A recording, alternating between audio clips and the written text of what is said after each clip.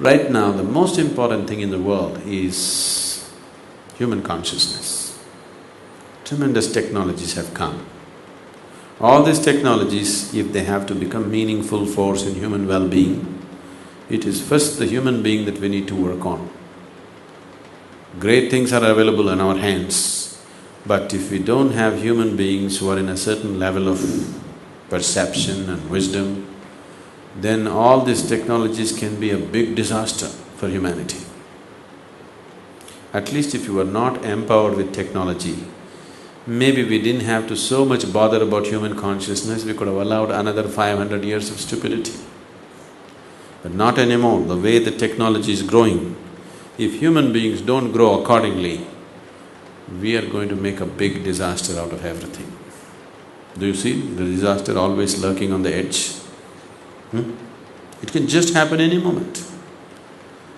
So when we are hugely empowered, when we are slowly with the aid of science and technology, we are becoming like giants. If you were just an ant, it was okay how you walk, you can crawl upon anybody, it's all right. Once you become a giant, you better walk carefully, isn't it? Extremely carefully, otherwise every step will be disaster. So in many ways, humanity has become a huge giant, hugely empowered. It's time that they walk very, very cautiously with full awareness, otherwise they will step upon themselves and finish it off. There are some things that need to happen around us. This is not my mission, it is not my life's mission that I have to fulfill it. If it doesn't happen, I will die unsatisfied. There is no such thing for me. There are people for whom some things are needed. Anyway, we are doing some nonsense in our life. Let's do something useful, that's all. Anyway, some nonsense we have to do, isn't it? You cannot keep quiet, I can keep quiet without doing anything. You cannot keep quiet, anyway you will do something. Why don't you do something which is useful? Why don't you do something which will touch people's lives? That's all.